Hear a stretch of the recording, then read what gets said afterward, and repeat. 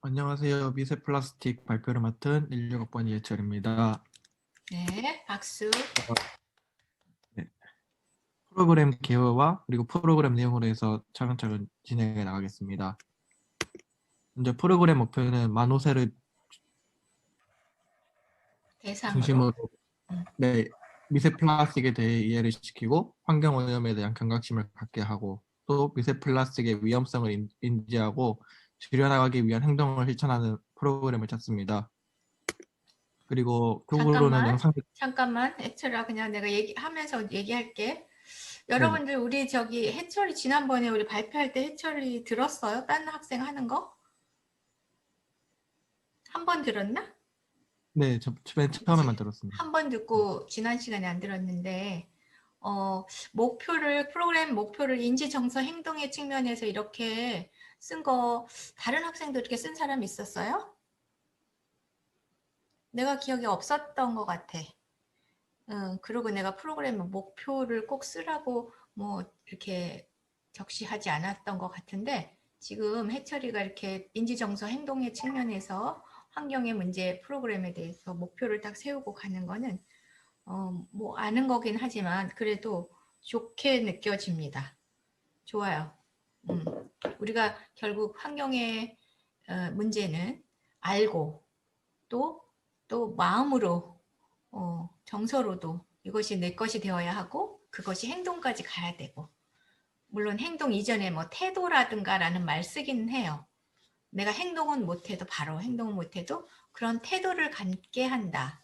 뭐 이런 의미는 이제 중간에 있을 수 있는데, 어쨌든 우리가 알고 있는 교육 프로그램 목표에서 인지정서 행동의 측면에서 뭘 하게 한다. 이게 똑바로 앞에 서 있는 거는 프로그램을 작성하는데 목표의식을 갖고 있는 거라 좋았어요. 네, 계속. 그리고 프로그램 교구로서는 영상 매체를 활용해서 플라스틱의 여정의 스토리를 설명을 하려고 합니다. 네. 그래서 먼저 미세 플라스틱을 먼저 알기 전에 플라스틱이 무엇인지 먼저 아이들에게 설명을 해줄 것인데요. 우리가 삶에서 쉽게 접할 수 있는 플라스틱을 대체로 예를 들어서 설명을 했습니다. 그래서 쓰레기통, 집안에 놓여져 있는 쓰레기통이나 또 식당에서 볼 수 있는 물병, 그리고 쉽게 보는 페트병, 그리고 의자, 이런 것들을 쉽게 플라스틱을 먼저 이런 걸로 설명을 돕고, 그리고 이제 미세 플라스틱이 무엇인지 이렇게 설명을 합니다. 그리고 그래서 미세 플라스틱은 1차와 2차로 나눠져 있는데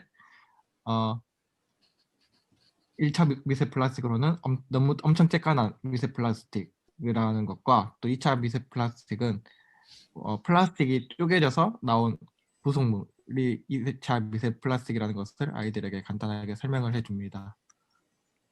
그리고 본론으로 들어가서 먼저 영상을 시청하도록 하겠습니다.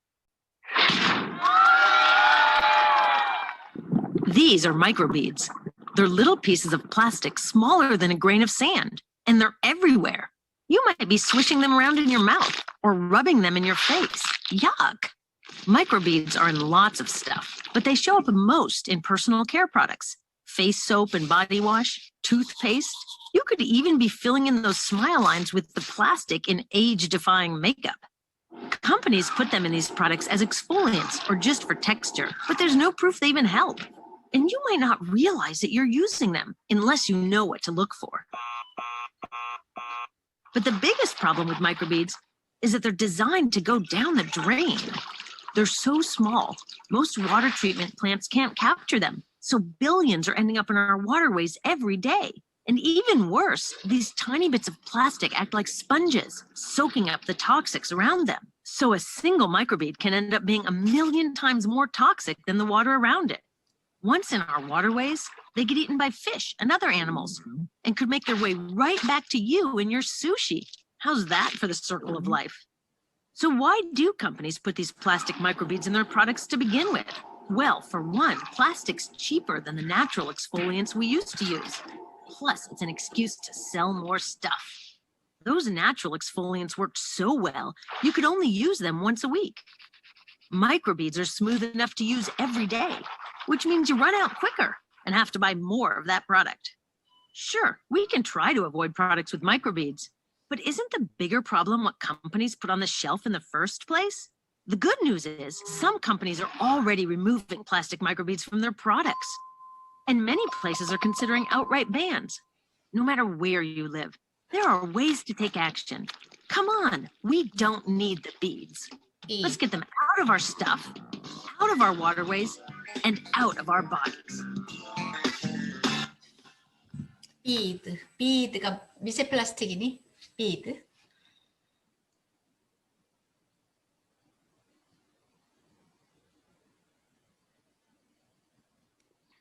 그래서 이제는 미세 플라스틱의 여행을 이제 설명을 드리려고 합니다.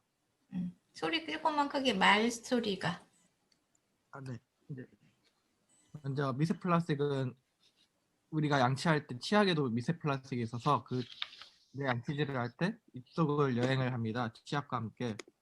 그리고 우리가 폼 클렌징으로 세수를 할 때 그때도 미세 플라스틱은 제품 안에 들어있어서 우리의 얼굴을 여행을 합니다. 또한 각종 샴푸나 세정제도 있어서 이게 우리의 곳곳을 머릿속도 탐험을 하며 또한 바디 클린저로도 몸 이곳저곳을 여행을 합니다. 그런데 이게 이대로 끝나는 게 아니라 이게 물로 헹구면서 하수구로 들어가 너무 작아서 하수관을 통과하고 하수장 처리장에서도 걸러지지 않게 됩니다. 그래서 이 미세 플라스틱은 강이나 호수 또한 바다로 스며 들어가게 되어서 이 바다에서 살충제나 산업 화학 물질을 섭취한 후 물고기의 뱃속으로 쏙 들어가게 됩니다. 그런데 이 물고기는 우리가 먹는 음식 중 하나이기 때문에 이게 우리의 식탁으로 오게 되면서 우리의 뱃속으로 미세 플라스틱이 음식과 같이 섭취하게 됩니다. 그래서 이런 미세 플라스틱의 해결 방법을 이렇게 적어봤는데요. 먼저 미세 플라스틱이 환경뿐 아니라 인체에 해로운 이야기를 알게 되었고 미세 플라스틱 사용을 줄이는 방법은 미세 플라스틱이 들어가 있지 않은 친환경 치약을 사용하는 것과 또한 플라스틱의 양을 줄이기 위해서 텀블러를 사용하는 것과 재활용을 해서 쓰레기 양을 줄여나가는 것입니다. 이상으로 발표를 마치겠습니다. 네. 감사합니다. 화면 보이실까요? 네. 저는 유아 화학물질에 대해서 발표하게 될 김윤희입니다. 저는 어린이와 화학물질에 대해서 간단하게 설명을 하고 그리고 교육 프로그램에 대해서 발표를 진행하도록 하겠습니다. 목소리 혹시 잘 들리실까요? 목소리, 고목소리 정도로 가까이 하면 좋을 것 같아, 마이크. 네.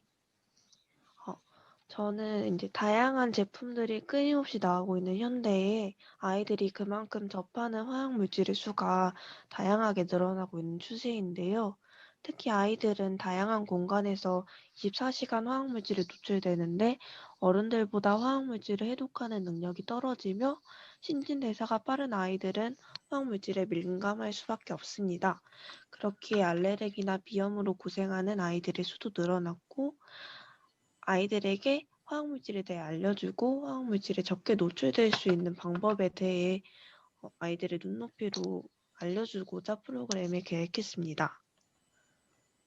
저는 연령은 만 4세에서 5세고 활동 목표는 우리 주변에 다양한 화학물질이 있음을 알고 우리에게 어떤 영향을 끼치는지 알고 예방법에 대해서 알아보는 식으로 프로그램을 계획을 했습니다.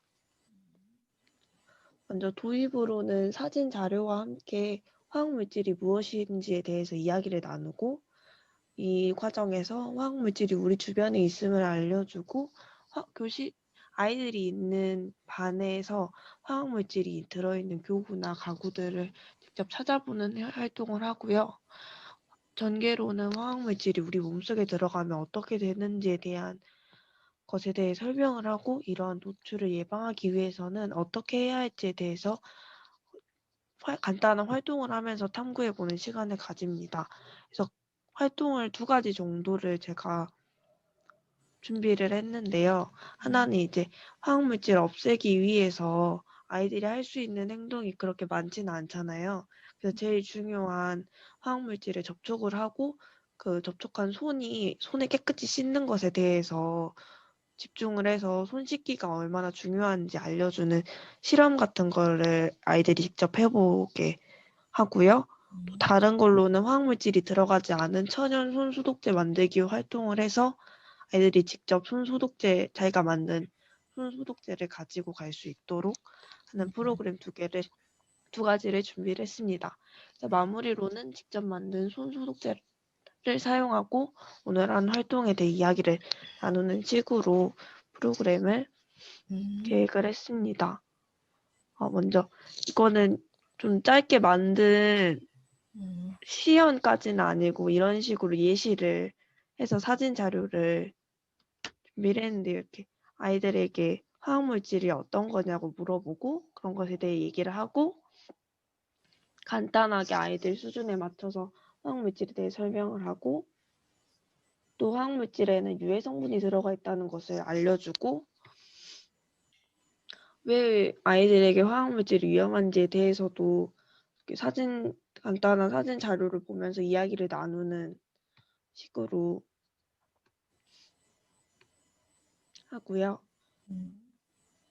화학물질이 어디에 있는지를 그림 자료로 먼저 집에도 화학물질이 있을 수 있다는 걸 알려주고 아이들에게 동그라미 쳐져 있는 부분이 무엇인지에 대해서도 이렇게 상호작용을 하면서 얘기를 하면 아이들이 더 쉽게 어디에 화학물질이 있다라는 것을 알려줄 수 있을 것 같습니다.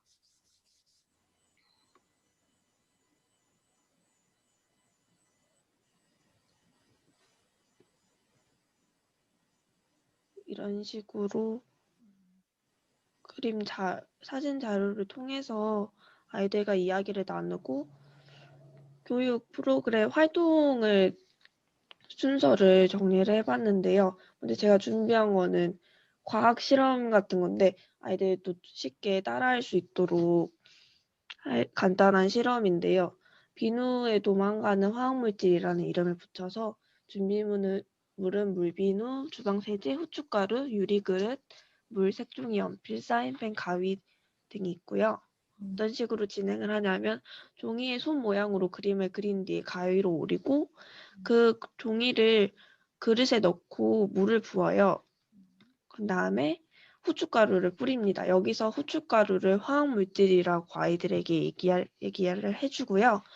그 후춧가루가 있으면은 면봉에 비누나 주방 세제를 묻혀서 손에 이렇게 찌르면은 표면 장력에 의해서 후추들이 이렇게 손에서 도망가는 듯한 모습을 연출을 할 수 있는데 그것을 이제 화학물질이 비누로 손을 깨끗이 씻으면은 화학물질이 도망간다라는 식으로 아이들에게 이야기를 해주면 아이들이 쉽게 이해를 해서 비누를 사용해서 손을 씻으면은 손에 있는 세균이나 화학물질이 없어질 수 있구나 하고 이해를 할 수 있도록 실험을 진행을 하고요. 아이들이 직접 활동할 수 있도록 합니다. 그래서 또 추가적으로 색종이에 이런 식으로 세균이나 화학물질을 표현하는 종이들을 이렇게 만들어서 물에 띄우고 또 아까처럼 주방 세제를 묻혀서 손에 찌르면은 이 후추들과 함께 이렇게 피해가는 모습을 연출을 할 수가 있어서 아이들이 좀 더 시각적으로 화학물질이 도망가는구나 하는 것을 알 수 있습니다. 그리고 손세정제 만들기는 솔직히 손세정제 만들기 같은 경우는 좀 아동 교구 사이트 그런 데서도 많이 나와 있더라고요. 그래서 보니까 아예 뭐라고 해야 되지? 준비되어 있는 재료들을 이용해서 만들 수 있을 것 같아서 교재로 있어? 교구로요. 네. 그래서 이런 식으로 펌프 용기에 에탄올 같은 걸 넣고 소독을 하고 다시 에탄올을 19ml 넣고 벨라겔이라는 천연 그런 성분을 넣고 흔들기만 해도 이렇게 쉽게 손 세정제를 만들 수 있더라고요. 그래서 아이들이 하기에도 간단해 보여서 이런 거 프로그램으로 넣었고요. 스티커나 아니면 아이들이 직접 병을 꾸밀 수 있게 하는 것도 좋을 것 같아서 직접 이제 자기들만의 손세정제를 만들어서 그거를 사용을 해보고 이야기를 나누고 집에도 가져갈 수 있게 하는 프로그램을 해봤습니다. 그래서 마무리로는 아이들이 직접 만든 손소독제를 사용하면서 다시 한번 화학물질에 대해 이야기를 나누고 바깥에서 화학물질을 자주 만든 손을 자주 씻는 것이 아이들에게 가장 중요하다는 것에 대해서 이야기를 하면서 마무리를 하는 식으로 프로그램을 계획했습니다. 출처는 이렇고요. 감사합니다. 네. 감사합니다. 음. 화면 보이실까요? 네. 퇴직 증후군을 없애기 위한 방법을 발표할 소라입니다. 목차로는 새집증후군 정의, 두 번째 새집증후군 원인과 증상, 세 번째 새집증후군을 없애기 위한 방법, 네 번째 유아 교육 프로그램, 다섯 번째 출처가 있습니다.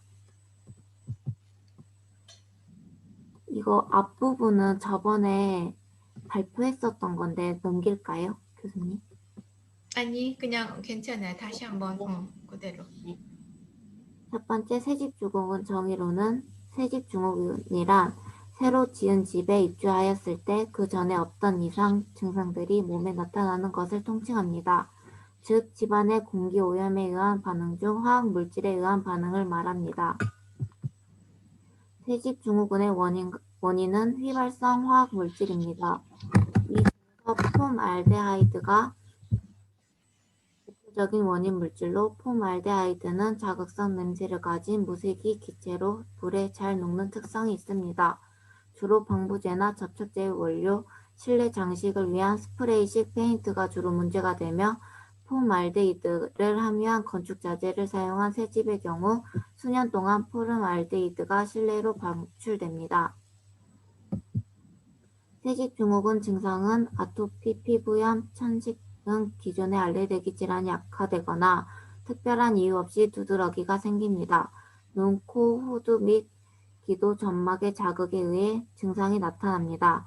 눈이 아프거나 가렵고 목이 따갑거나 쉬고 기침하는 등의 증상이 나타납니다. 이외에 비특이적 증상으로 두통을 호소하거나 쉽게 피로하거나 무기력증에 빠질 수 있습니다. 새집증후군을 없애기 위한 방법으로 첫 번째는 베이크아웃. 베이크아웃은 실내 온도를 높여 건축 자재에 포함된 유해 물질을 밖으로 나오게 하는 방법을 말합니다. 베이킹아웃은 단시간 오염 물질을 배출시켜 새집증후군의 원인을 40에서 50% 없앨 수 있으며 이사 전 또는 입주 전 실시하는 것이 좋습니다. 두 번째, 공기 정화 식물 기르기입니다. 식물의 유해 물질 분해 능력은 잎의 크기에 비례하므로 가급적 잎이 큰 식물을 키우면 실내 오염 물질을 줄일 수 있으며 키가 1m 넘는 관엽식물 또는 다육식물은 공기 오염 물질과 냄새 제거, 전자파 차단, 심신 안전 등의 효과를 얻을 수 있습니다. 이 식물은 스파티필름 공기 정화 능력이 매우 뛰어난 것으로 특히 아세톤 제거 능력이 뛰어나며 또한 메틸알코올, 에틸알코올, 벤젠, 암모니아, 트리클로로 에틸렌, 포름알데히드, 자일렌을 제거하는 능력이 있습니다. 테이블 야자는 공기 중의 수분을 방출하는 능력이 뛰어나고 벤젠, 포름알데히드 등의 화학 물질을 제거하는 데 좋아 공기 정화 식물로도 적절합니다. 이 나무는 인도 고무나무인데요. 한국에서는 온실에 가장 흔히 심는 관엽식물 중 하나입니다. 관엽식물로 유독가스를 흡수해서 머리를 맑게 해주고 잎이 넓어서 공기 정화 능력이 뛰어납니다. 이 나무는 홍콩 야자나무인데요. 증상작용이 뛰어나고 포름알데히드 제거 능력이 뛰어나 새집증후군을 없애기 위해 사용하기도 합니다. 관엽식물로 많이 재배되며 실내 조경이나 정원식물로도 재배됩니다. 세 번째, 친환경 건축자재를 사용하기입니다. 네 번째로는 환기를 자주 이용해 입주 후 3개월까지는 환기가 절대적으로 필요하며 창문은 매일 24시간 잠자는 시간 외에 열어놓아야 하고 현관문은 하루에 2시간에서 4시간 반드시 열어놓을 것이 필요합니다. 네 번째, 유아교육 프로그램입니다. 연령은 만 5세, 학습 목표는 새집 증후군이 무엇인지 배우고 새집 증후군을 없애는 방법을 알아봅니다. 도입으로는 새집 증후군 영상을 보고 새집 증후군이 무엇인지 알아보고, 전개는 새집 증후군을 없애는 방법을 배우고, 마무리는 새집 증후군을 예방하고 직접 실천하도록 합니다. 활동으로는 새집 증후군을 없애는 실내 공기정화 식물을 직접 키워보도록 합니다. 기대 효과로는 실내 공기정화 식물을 키워 식물이 우리에게 주는 이로움을 알 수 있습니다. 식물을 키우며 생명의 소중함을 배울 수 있고 부모와 아동이 식물과 교감을 통해 정서적 안정을 취할 수 있습니다. 먼저 아이들이 이해하기 쉽도록 영상을 보여드리겠습니다.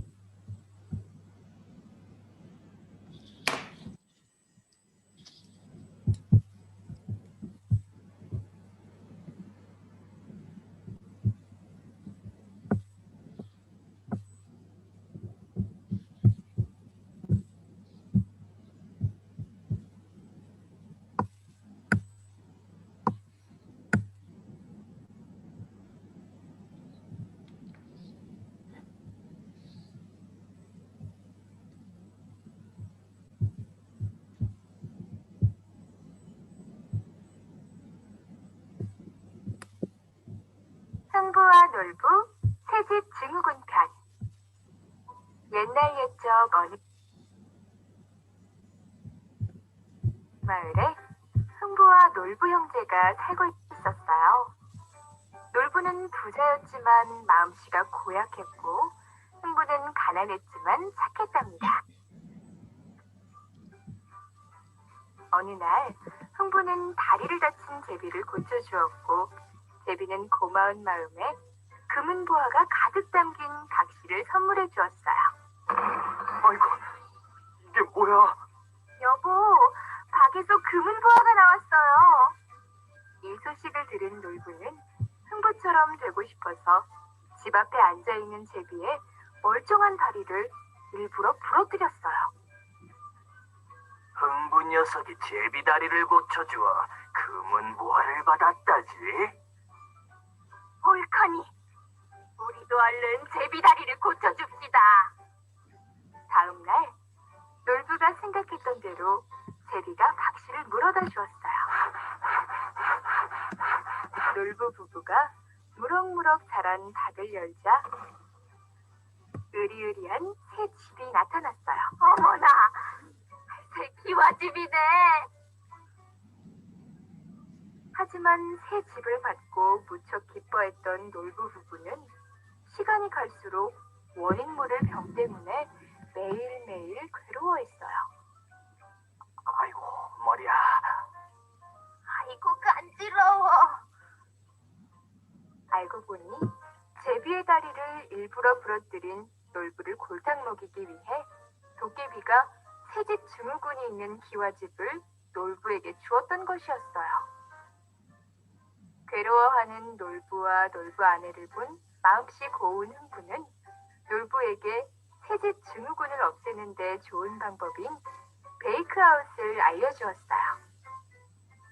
여기서 잠깐! 베이크아웃이란 집을 굽다는 의미로 집안의 문과 창문을 모두 닫고 6시간 동안 보일러 온도를 35도 이상으로 높인 후 환기하는 것을 말해요.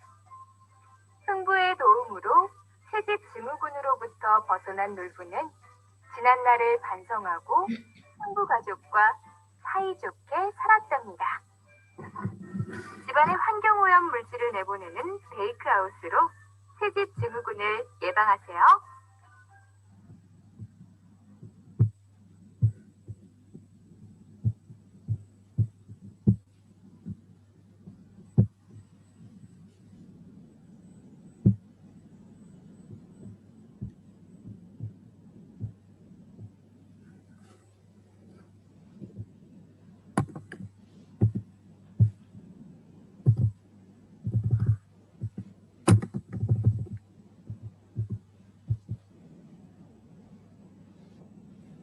영상을 보고 활동으로는 재활용품을 이용해 공기정화 식물을 키우기입니다. 준비물로는 화분으로 쓸 재활용품, 흙, 나무, 가위, 송곳, 조약돌, 리본 테이프, 화분 모종이 있고 먼저 화분을 만들려면 라벨을 제거한 다음 깨끗하게 씻은 페트병을 커터칼을 이용해 2개로 나눠 잘라줍니다. 병 뚜껑 가운데 부분을 송곳을 이용해 구멍을 내줍니다. 물 줄기심지로 사용될 짜투리 천을 병뚜껑 구멍에 넣은 뒤 매듭 지어 묶어줍니다. 심지를 넣은 윗부분을 거꾸로 뒤집어 페트병 아랫부분의 안으로 넣어줍니다. 페트병 아랫부분 안에 물을 조금 넣어주면 화초에 물을 자주 주지 않아도 화초 스스로 심지를 통해서 자연스럽게 물을 흡수할 수 있습니다. 먼저 페트병 아랫부분 전체에 풀을 칠해줍니다. 원단을 페트병에 꼼꼼하게 붙여줍니다. 레터링지와 리본 테이프로 한 번 더 모양을 내줍니다. 그 다음에 페트병 윗부분에 화초를 넣어주고 원단을 붙여놓은 페트병 안으로 쏙 넣어주면 페트병 화분이 완성됩니다. 이렇게 재활용품을 이용한 화분이 있고요. 활동을 또 환기를 자주 해 새집 증후군을 예방해 오고 집안 창문을 활짝 열고 환기에 먼지와 세균들을 내보내 깨끗한 공기로 만들어요가 있습니다. 집에서 환기를 할 수 있게 행동할 수 있도록 활동으로 넣어 주었습니다. 출처이고요. 이상 발표를 마치겠습니다. 하니까 좋다. 똑같이 나왔네. 네, 하세요. 네, 저는 친환경 주거 교육 프로그램 발표할 박윤지입니다. 네. 네, 프로그램 소개, 진행 이렇게 순서대로 발표하겠습니다. 저의 교육 프로그램 주제는 그 친환경 주거 큰 안에서 그 액티브 하우스랑 패시브 하우스가 이렇게 나눴는데 그 중에서도 그 액티브 하우스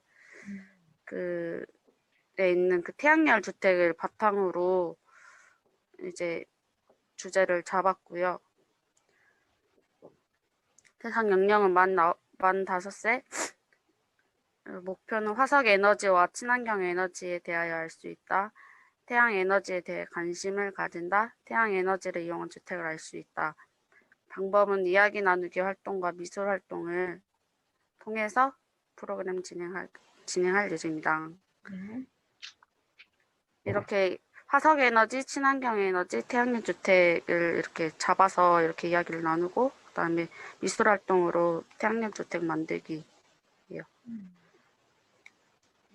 그 아래 사진을 이제 보여주면서 먼저 주유소에 갔던 경험에 대해서 이야기를 나누고 그러면서 기름을 넣지 않으면 자동차가 움직일 수 있을까요? 자동차를 움직이기 위해서 필요한 기름은 화석연료라고 해요. 이런 식으로 화석연료에 대해 설명하기 이전에 그 친숙했던 경험을 바탕으로 이렇게 이야기를 나누고 그리고 집에서 사용하는 전자제품에 대해서 이야기를 나눠서 우리가 사용하는 전기는 화석연료가 필요하다 이 말을 전하고 그 다음에 이제 화석연료의 개념과 종류에 대해서 설명을 합니다. 그리고 우리가 전기를 많이 사용하면 화석연료는 어떻게 될까요? 화석연료는 양이 정해져 있기 때문에 시간이 많이 지나면 없어질 수 있다. 이 말을 전하고 그 다음에 이제 화석에너지를 대체할 친환경 에너지에 대해서 이야기를 나눠서 그 다음에 이제 태양열 에너지에 대해서 더 관심을 갖도록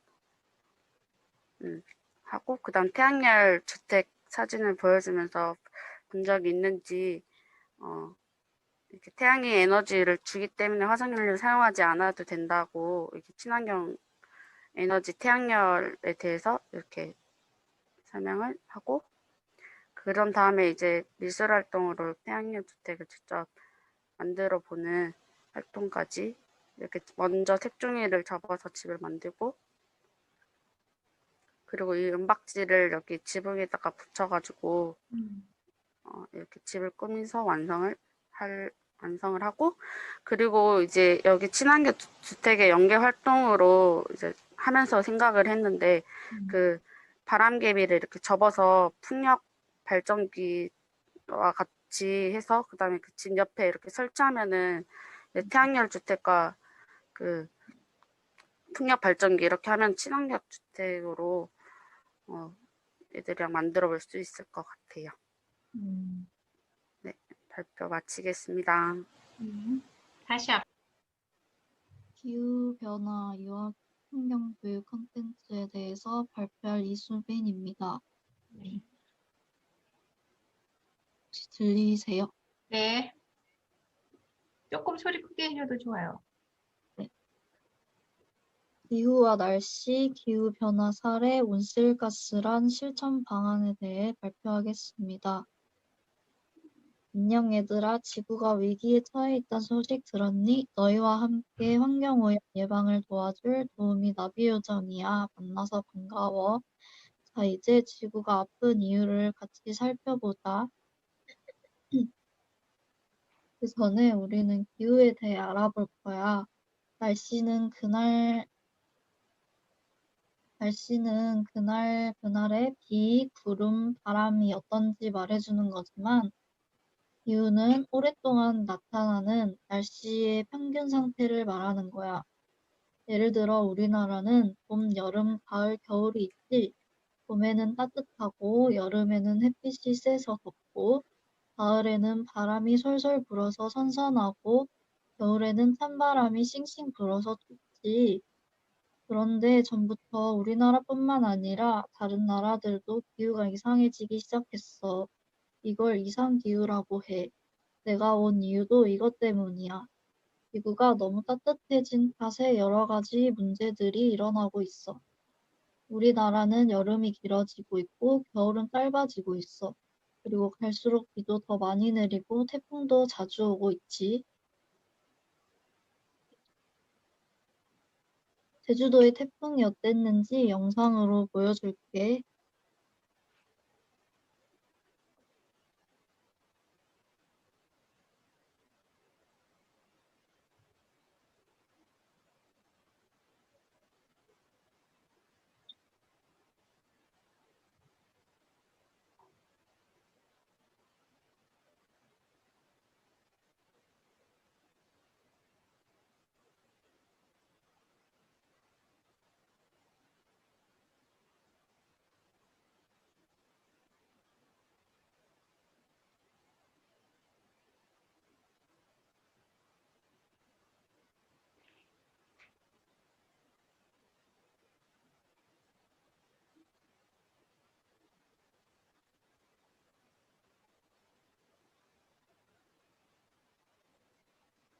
이거 소리 있었던 거야?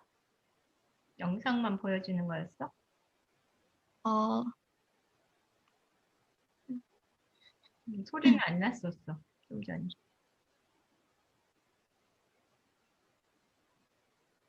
소리. 됐어요. 그냥 화면 봤으니까 됐어. 아, 네. 그런 내용이라는 걸 아니까 됐고.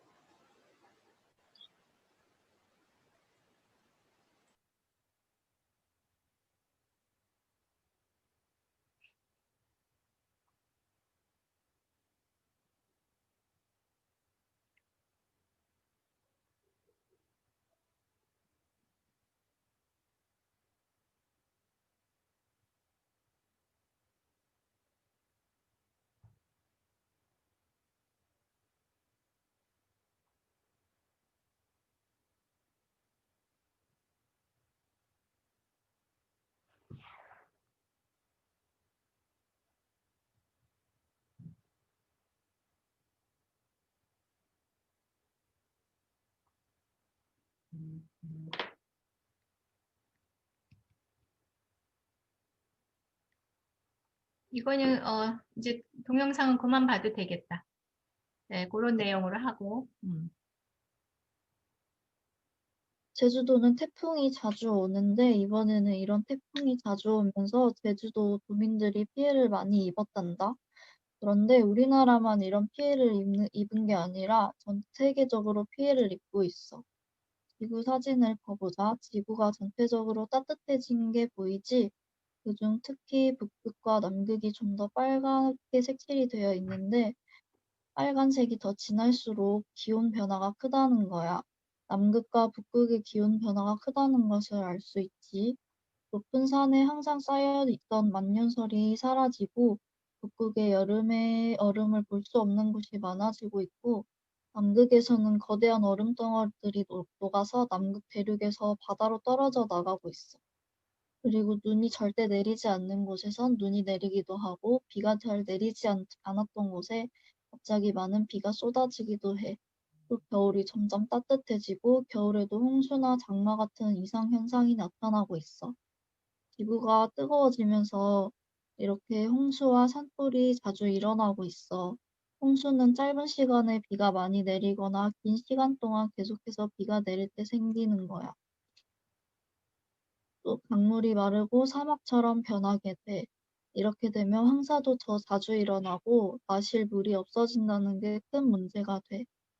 이렇게 지구가 더워지는 이유는 온실가스라는 것 때문인데 겨울에 난로 옆에 가면 몸이 따뜻해지지. 이건 난로가 뜨거워지면서 밖으로 열을 내놓기 때문이야. 지구도 햇볕을 받아서 온도가 올라가면 난로처럼 열을 밖으로 내놓는단다. 꽃이나 채소를 키우는 비닐하우스나 온실을 본 적 있지? 지구가 뜨거워지는 이유는 공장이나 자동차 등에서 나오는 온실가스가 지구를 온실처럼 감싸고 있기 때문이야. 그래서 이걸 온실 효과라고 해. 적당한 온실 효과는 지구의 온도를 적절하게 유지해서 생명체가 살 수 있는 환경으로 만들어주는데, 하지만 온실 효과가 너무 강해지는 것은 문제야. 온실가스가 많아진 이유는 공장에서 나오는 연기, 자동차 매연, 그리고 쓰레기가 있어. 쓰레기는 재활용시키지 않고 쓰레기통에 버려지는 걸 말해. 알루미늄 깡통이나 플라스틱 병을 완전히 새로 만들려면 기존의 것을 재활용하는 것보다 엄청나게 많은 힘이 들어. 그래서 재활용을 해서 우리가 지구의 온실가스를 줄여보는 활동을 해볼 거야. 우리도 온실가스를 줄일 수 있는 방법이 있는데 바로 분리수거를 하는 것이야.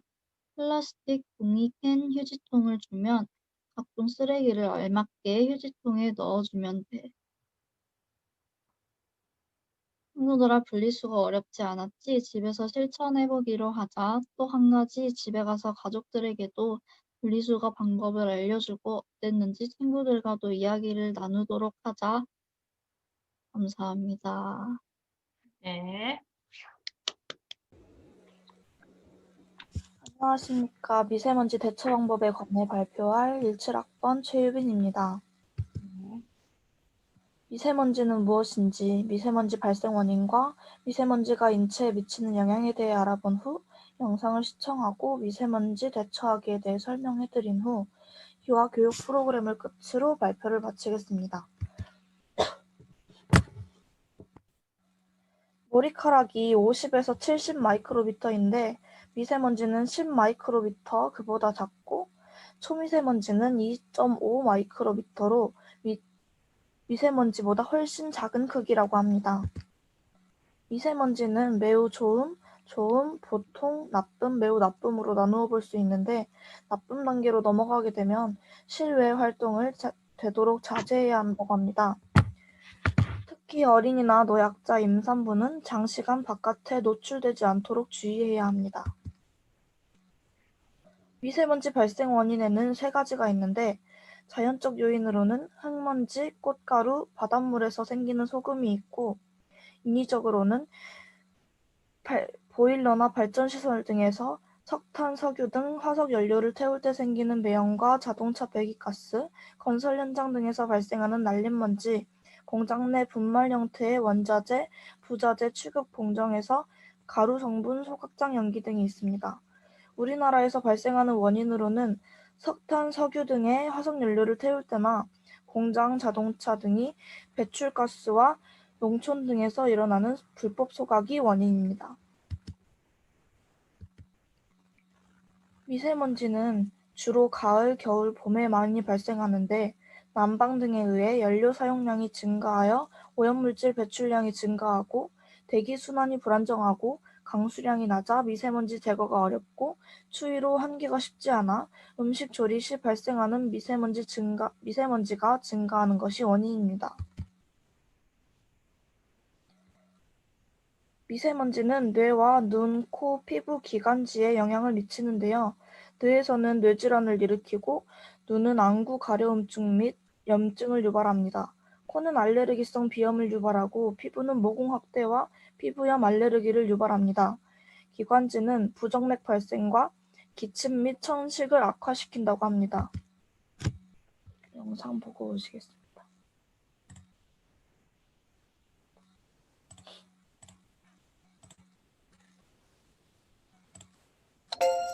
미세먼지는 위험해요.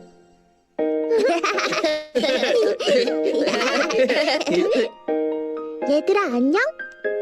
맞다, 우리 오늘 체험학습 가는 날 아니야? 우와 신난다. 여러분, 오늘 가기로 한 체험학습은 미세먼지 때문에 위험해서 못 가게 됐어요. 왜요? 선생님, 미세먼지가 뭐예요? 미세먼지는 자동차의 매연가스에서 주로 나와요. 크기가 매우 작기 때문에 코에서 걸러지지 않고 폐로 들어와서 병을 일으키는 위험한 오염물질이에요. 코로 들어온다고요? 자, 지금부터 선생님이 실내와 실외에서 미세먼지에 대처하는 방법을 알려줄 거예요. 우선 미세먼지 농도가 나쁨 위로 올라가면 실내 창문을 닫아야 해요. 그러고 나서 미세먼지 농도가 나쁨 아래로 내려가면 창문을 열고 실내 청소를 하면 돼요. 자, 미세먼지가 많은 날 밖에 나갈 때는 어떻게 해야 할까요? 마스크를 쓰면 돼요. 맞았어, 유아나. 그리고 집에 돌아오면 바로 양치질을 하고 손과 얼굴, 코 속도 깨끗이 씻어야 해요. 우리 친구들, 이제 미세먼지 대처법에 대해서 잘 배웠으니까 미세먼지에 잘 대처할 수 있죠? 네. 선생님, 그럼 체험학습은 미세먼지가 없는 날 가는 거죠? 그럼.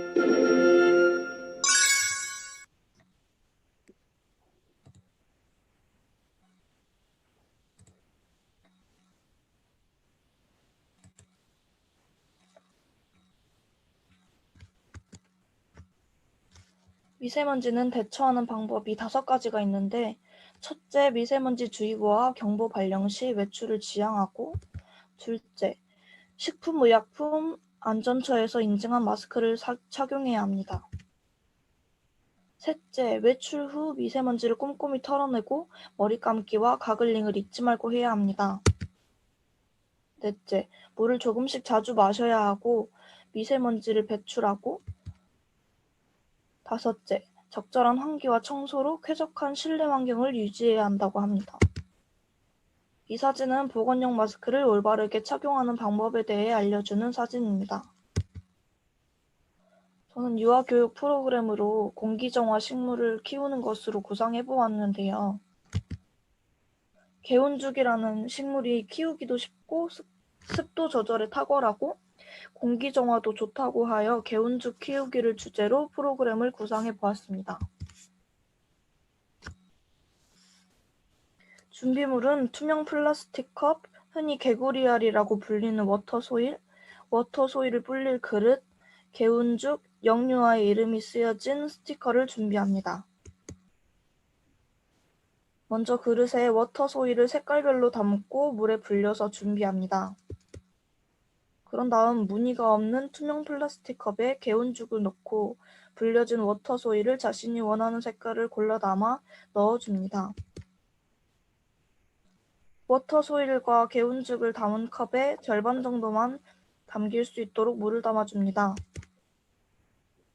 완성된 개운죽에 이름이 쓰여진 스티커를 부착할 수 있도록 합니다. 개운죽을 서늘한 곳에 전시한 후 활동을 마무리합니다. 이상으로 발표를 마치겠습니다. 결국은